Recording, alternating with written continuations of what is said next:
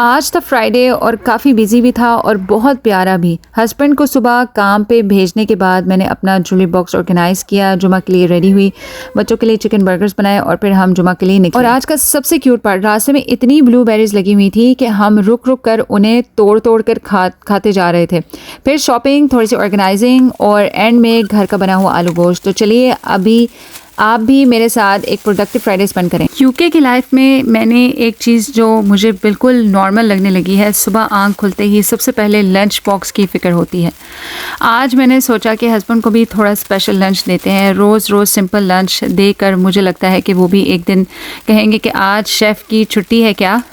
यहाँ यूके में लाइफ थोड़ी डिफरेंट है। हस्बैंड की मॉर्निंग शिफ्ट हो, बच्चों का स्कूल हो, घर के काम हो, दिन ऑफिशियली शुरू होने से पहले ही आधा दिन गुजर चुका होता है। लेकिन मैंने एक चीज़ सीखी है कि बिजी लाइफ को इजी बनाने के लिए हमें अपनी रूटीन को ऑर्गेनाइज करना पड़ता है। हर चीज़ परफेक्ट होना ज़रूरी नहीं, बस थोड़ा सा प्लान हो तो दिन बहुत मैनेजेबल हो जाता है। बस अब लंच भी रेडी है, हस्बैंड भी रेडी हैं, बस अब मेरी नींद रेडी नहीं है उठने के लिए। सुबह सुबह इतना कुछ करने के बाद मुझे लगता है कि मेरी चाय को भी मेरे लिए लंच पैक करना चाहिए। कभी कभी हम अपनी डेली लाइफ के छोटे छोटे कामों को बोरिंग समझते हैं, लेकिन असल में यही छोटी रिस्पॉन्सिबिलिटीज़ हमारी फैमिली की लाइफ को स्मूथली चलाती हैं। इसलिए मैंने अब ये सीखा है कि हर काम को बर्डन समझने के बजाय उसको अपनी रूटीन का हिस्सा समझकर एंजॉय करने की कोशिश करूं। बस जैसे हस्बैंड जॉब पे जाते हैं और मैं अपने एक्स्ट्रा काम खोल के बैठ जाती हूँ, मेरा ज्वेलरी बॉक्स इतना मैसी हो गया था कि मुझे खुद समझ नहीं आ रहा था कि मेरी ज्वेलरी है कहाँ। तो मैंने सोचा कि आज इसको प्रॉपरली ऑर्गेनाइज कर ही लेती हूँ। चीज़ें अगर ऑर्गेनाइज नहीं होती तो आपके लिए चीज़ों को यूज़ करना भी बहुत मुश्किल हो जाता है और कुछ समझ भी नहीं आती जब आप चीज़ें यूज़ कर रहे होते हैं।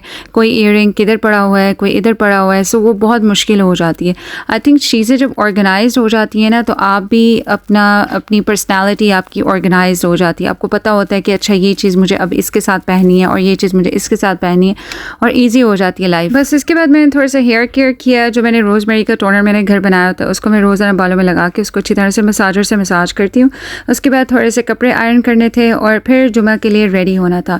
फ्राइडे को रेडी होने का अपना ही एक अच्छा सा फीलिंग होती है।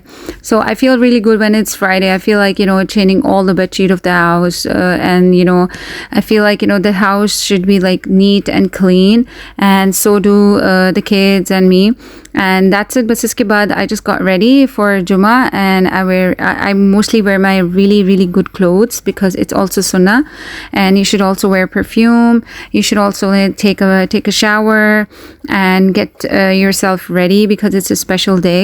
और बच्चे भी हमसे सीखते हैं। अगर हम ऐसे करते हैं सो ये होता है कि बच्चे भी हमसे सीखते हैं। अब यूके में ऐसा नहीं है कि यहाँ पर ऐसा माहौल है कि लोग जो है ना जुम्मे के लिए तैयार हो रहे हैं, जा रहे हैं। आई नो ऐसे कुछ एरियाज़ हैं, लेकिन अगर आप ऐसे एरियाज़ में नहीं रहते तो फिर आपको ख़ुद ही एक घर में माहौल बनाना पड़ता है to let the kids know that it's जुमा and it's a special day, and इसमें हम बहुत ज़्यादा अल्लाह की इबादत करते हैं, अल्लाह का जिक्र करते हैं, because Allah hears us more clearly. So that's it. बस इसके बाद हमने किया था बच्चों के लिए आज चिकन बर्गर्स बना दिए। मैंने सोचा जुमा से पहले बच्चों का पेट भर देती हूँ, वरना मस्जिद जाते हुए इनकी डिमांड्स अलग शुरू हो जाती हैं और पेट जो है ना इनका वैसे ही जो है ना वो बाहर जाते हुए इनको होता है कि बस अब हम बाहर आएँ, पहले हमें कुछ खिला दो। सो मैंने कहा इससे पहले कि ये कुछ रास्ते में तंग करें, हम पहले ही जो है ना इनके पेट को जो है ना वो फुल कर देते हैं। And this is the most beautiful scene on our way to the masjid. और रास्ते में हमें एक बहुत ही क्यूट सी चीज़ मिल गई। इतनी सारी ब्लूबेरीज़, हम लिटरली रास्ते में रुक कर ब्लूबेरीज़ तोड़ रहे थे और खाते जा रहे थे। यूके में मुझे नेचर की ये छोटी छोटी चीज़ें बहुत अच्छी लगती हैं। और ये देखिए ये सारी ब्लूबेरीज़ लगी और मेरे बेटा का दिल ही नहीं कर रहा था जाने का, और मुझे ये था कि हम जो है ना हमारी नमाज मिस ना हो जाए, हम इतनी मेहनत से हम गए हैं। सो बस यहाँ पर हमने नमाज़ पढ़ ली थी और नमाज के बाद आपको पता है बच्चों को उनको होता है कि हमने अपने एंजॉयमेंट करनी है। सो मैं सीधा उनको ले जाती हूँ लाइब्रेरीज़, और कुछ जो है ना बच्चे यहाँ पर जूसेस वगैरह अपनी मर्ज़ी की जो है ना वो स्नैक डे होता है इनका। जो जुमे का दिन होता है इनका स्नैक डे होता है, because throughout the week मैं कोशिश करती हूँ इनको एज सच स्नैक ना दूँ, लाइक चिप्स वगैरह, इस तरह की ड्रिंक्स वगैरह. सो फ्राइडे का ये दिन होता है कि उनको एक स्पेशल फील कराने के लिए, to just make them feel like it's a special day.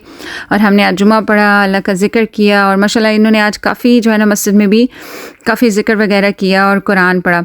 सो बस अब हम आ गए थे जुमा के बाद पाउंडलैंड से कुछ बास्केट्स लेनी थी, क्योंकि मेरी वार्डरोब में कॉस्मेटिक्स और छोटी छोटी चीज़ें काफ़ी स्प्रेड आउट हो रही थी. तो और फिर बूट से अपना सीरम भी ले लिया. मतलब एक काम के लिए निकलो और लिस्ट नेचुरली 3 कामों की बन जाती है. When the world feels heavy on my chest, all these crowded voices in my head, I fall downside. अच्छा, तो हम जुमा पढ़ के आ चुके हैं और मैंने ना ये पाउंडलैंड से लाई थी बास्केट्स, बट मुझे लग रहा है कि ये छोटी हैं. मैंने वहाँ पर 2 बास्केट देखी थी, ये 2 पाउंड की 2 मिली हैं, और वहाँ पर एक और थी वो काफ़ी बड़ी थी. इसका मुझे ज़रा मटेरियल अच्छा लगा था. इसका मटेरियल बहुत प्यारा है ना, ऐसे लाइक बहुत प्यारा इसका स्टफ़ है.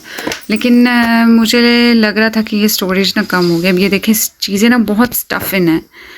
सो अगर मुझे कोई चीज़ डालनी है एक्स्ट्रा, लाइक जैसे वो मेरी चीज़ें पड़ी हुई हैं, जैसे ये मेरी सारी चीज़ें पड़ी हुई हैं, और यहाँ पे भी ये जैसे सीरम पड़ा हुआ है, सो अब कोई जगह नहीं बची. सो इस वजह से मैं सोच रही थी कि इसको मैं वापस कराऊंगी, और मैं इससे थोड़ी सी लार्ज वाली जो थी ना, वो भी सेम प्राइस थी बट वो प्लास्टिक की थी. ये जो थोड़ा सा ना इस लाइक इसके ऊपर ना देखें, इसे कपड़े की ना, सो ब्यूटीफुल. इसका मटेरियल बहुत बहुत प्यारा है.